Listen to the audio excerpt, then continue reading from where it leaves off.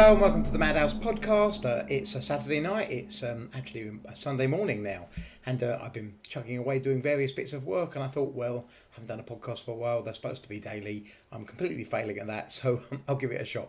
So actually, quite a lot of things to talk about. I've got a bit of a croaky throat, so you have to excuse me if I Diet Coke it up a little bit. So first of all, in the last podcast, I did say that there will be information forthcoming about Hazjan, Gorst, and White Citadel. The news of all three of those cities is that whilst they remain partially unstable, there is word now that the duchies have been assigned or in the course of being assigned by the king, and so that's settling things down a little bit. And I'm rather anticipating that the player, Bill Mailing, who runs the king, is going to be contacting me soon with various appointments because he's been responding with some things, a bunch of questions he sent me. I answered them, so we should get some answers soon. Good news, the 5 new areas appear to have gone down rather well because sign-ups for those are absolutely pouring in. Loads of people moving characters to those positions, so I'm glad I've piqued your interest a little bit. There's lots of work going into that, so I hope you're going to like it. And also, last turn, a bunch of new estate stuff went live, some of which we planted in one of the chat room discussions we had, some of which is a bit older than that, started to go live. People are reporting that they're getting new employees signing up and new things happening, so it would appear that that's all working at last. That's good news. What else have we got? We had a chat room on Elven Warrior Maidens. That was very interesting, actually, and some good ideas were put forwards, and these are the ones I'm going to be moving with. So first of all, we're going to be introducing a new mechanic where Elven Warrior Maidens improve with time. Now, a couple of other races do this a little bit. One of the Golden Coast ones, I forget, the alien-y Golden Coast one does it. Well, Elven Warrior Maidens, the idea is elves live a long time, and as they get older, they get better. So physically, time is going to start improving. Elven Warrior Maidens, I'm going to implement that fairly soon.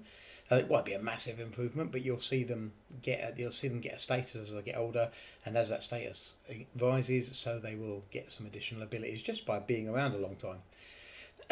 Now that's going to be Elven Warrior Maidens, not the male elves, but that's interesting because people have also said they would quite like to be able to fix the male elves. Well, you know that we can't properly fix the male elves because part of the game is that elves are slightly weaker than female elves, the male ones, due to a complex part of the grand plot that went on.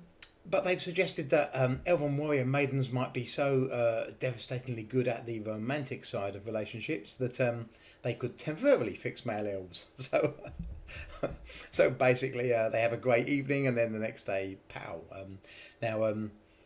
Let's not get into whether male elves and female can fix male elves and female elves can fix female elves and so on. We don't mess around with that in Dungeonworld, but you can roleplay it that way if you like. So the gist of it is that there's going to be an order to enable a coupling between the female and male elf, and then the male elf will be temporarily fixed of the malady that causes all male elves to be weaker than the female elves. So that'll be interesting. I'll be implementing something like that. It'll be mostly for a bit of fun. It won't have a huge effect, but something interesting going on there. There aren't actually a lot of male elves in the game anyway because it's not a assignable unlimited character. Although that may be something we decide to address when we change and we rejig the races that you can start with, which I'm going to be doing soon. It's basically as soon as I get back from my skiing holiday. That's my next job, is to do the new rulebook and to change the starting characters to be all the ones in the original rulebook plus a few others that people like. But a lot of the massive expanded list, that's going, and those races will become available through travelling to certain areas to sign things up, as part of gameplay or as parts of special offers. So chat rooms have been going very well, and thank you very much to all the people who've turned up at the chat room. I really do appreciate it. We have a bit of a laugh, we talk about things, people tease me a bit. We get some work done though. We talk about ideas, we brainstorm ideas for characters. I mean, I've been doing this 20 years, and I've got a lot of ideas, but my ideas aren't as much as they were 20 years ago, and so it's really helpful to have you guys pitch in, and often we find that we kind of bounce off each other. Someone will say this and I'll say, well, yeah, I'll do that, what about this? And then they say another thing and we get some nice things come out, as they did with the Elven Warrior Maidens. I didn't finish telling you about Elven Warrior Maidens. So there's also going to be unicorn mounts because people felt a special mount for Elven Warrior Maidens was good, and unicorns seem to be in keeping with the type, so that's what we're going to be doing. You'll be able to travel to certain places and get a unicorn mount. What else is there? The ability to become a spellcaster. They wanted an expensive path. Now, players of the game will know that paths are like super skills, a thing that's something you can only get one of them for a character normally. And it represents a kind of a background thing that you've become particularly good at. They wanted spell singing, where elves would sing, but they would then basically get the casting ability of enchanters. Now, I expect I'll still use enchantment scrolls because it'd be too difficult to completely remake the magic system with songs, but we'll simply have it that the elves sing the scrolls. So what else have we got? They wanted Blade Sing, high levels of Blade Sing. It's an existing skill that Elven Warrior Maidens can get Blade Sing. They like that one. They want some high levels of it to be able to advance to. That I can do, no problem. Might be a bit expensive to get because you don't want to be able to just easily get some of the high level things, but we'll certainly do it. Now, there were some additional skills that were suggested. I won't go into too much about what they might be, but they suggested blade dancing, elvish sculpture, where elves would carve little statues, little sculptures, and each of those would have a power that you could use once using some kind of clay or materials. Elvish oil painting, similar sort of thing. You make a painting, it has a magical effect. Blade dancing or battle dancing was suggested. Offers defensive improvements, might be nice. They said only works if you've got a scimitar equipped, because a scimitar is the kind of natural weapon of the elves in Dungeonworld. And some high levels of some of the other skills were suggested as well. So we're going to do all of that. So Elven Warrior Maidens going to get a massive upgrade very, very shortly. And future chat rooms. So we're going to have a chat room this Wednesday on the 22nd of January at 9 p.m. UK time. So please do come along to the chat room for 9 p.m. on Wednesday, and we're going to be talking about warriors and rogues. So I won't do a massive amount with warriors because they're already a pretty useful class, but there might be a way that we can tweak them to make them more interesting, and I'm open to suggestions, so tell me what you think. And the same applies to rogues really. They do a lot already, but people do love rogues. The fact that there are so many of both in the game means that they're interesting, but somebody said to me they don't want a rogue to just be a way to open doors, which is really what they do. I mean, there are some traps in the game, but there's not loads of them. And so they wanted to do a bit more with rogues. They want to develop them a bit more. Well, that's what we're going to be talking about on Wednesday. So if you've got rogues, or you want to have rogues, or you want good ideas for how to improve them, come along to the chat room. Let's have a chat about it. The next chat room after that will be Monday the 27th of January at 9 p.m. I think that Kerry Harrison, the Madhouse USA GM, will put these up as on the Facebook group as events because that was quite useful. It reminds people what's going on. And on the 27th of Jan, we're going to be talking about assassins and bards. Now, those are classes that are not commonly signed up, and they don't do as much as their flavour would suggest. Let's really shape up assassins and bards. Let's make them fun characters. So come along with your ideas. Let's see how we can improve those two classes. And remember, when you come to the chat room, you're not bound to only speak about these subjects. This is the kind of reason I'm running the chat room, what I'm going to do in the background, but we can talk about anything. You can tell me about bugs, and I'll fix a few while we were online last time. You can talk about your ideas, you can talk about minicons, you can talk about anything you like really. I mean, just chat away, and people tend to relentlessly tease me about stuff, but never mind. What else have we got? Okay, so I wanted to tell you about the coming turn. So the next turn is the last turn before I go on holiday skiing for a week. Long-term players will know I do this each year, sometimes twice. My holiday this year is from the 1st to the 8th of Feb. So the next turn will run normally because it's due next Friday. But the turn after that is going to run a couple of days late because the Friday that it's due, which is, the 8th or the 7th or something like that, I'll be still away on skiing. So I'll come back on the Sunday. I'll get straight onto it. I'll try and get it on Sunday or latest Monday. So we'll run a little bit late, but after that we'll get the turns back to our nice regular turnaround that we've managed to achieve. So just to let you know, probably 9th or 10th for the turn after the next one. And that will be shown on your turn sheet, so no worries anyway.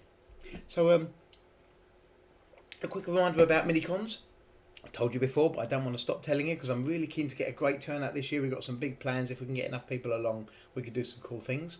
So the Madhouse UK Minicon is on the 24th of July, 24th to 26th of July, taking place in Wisbech Castle again. It's not actually a castle, it's a Regency Villa on the site of an old castle. But those of you who went there, it's a great venue.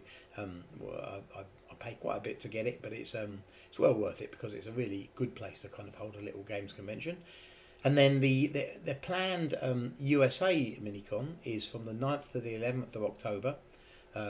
Location to be advised, because I'm working with some of the American players, and thank you to those people who are helping me to try and put together a suitable date when we can go. With a bit of luck, we'll do that, and I really hope some of you make it. And if some UK guys decide to fly across for a couple of days, well, believe me, it's a lot of fun. And what a crazy thing to say you've done as well, flown across the world to play some board games. Okay, what else have we got? Middengast. Information for Middengast should be up in the next few days, and you'll be able to start sending sign-ups for it. I plan to launch it probably end of Feb, but I'll be taking sign-ups for it up until that point. You'll be able to have a look at the background information, some of which you already know. I expect I'll do a podcast just about Middengast before I go skiing. I hope I will anyway, to kind of talk you into it and give you the flavour of Middengast, so that should be interesting. We've got a lot of roleplay going on in regards to Middengast already, because some of the characters in the game and some of the characters who already hate kind of vampires and undead as a roleplay thing are talking about a kind of a crusade starting in Bereny and marching all the way across the Broken Lands to Middengast. Now that is a trek and a half, because it's the Broken Lands is difficult enough to cross at the best of times, but then you've got some kind of middle land, some no man's land, which has its own dangers and terrain, and eventually after a lot of turns you might eventually make it to Middengast. Those of you who do make it to Middengast will then, I suppose the plan is to kind of set about putting things right, dealing with those undead and sorting out the way they live their lives, and that should be interesting. I don't know how that's going to pan out. This came up, it was no plan of mine, players came up with it. I'm going to enable it, so there'll be a specific mission that you can sign characters up to that will begin the pilgrimage.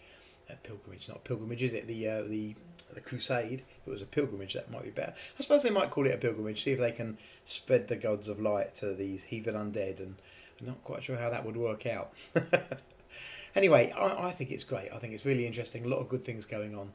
Lots more coming, because loads of ideas still flooding out. Hope to have a podcast up again tomorrow, so we should get back to mostly daily again if I'm not completely useless.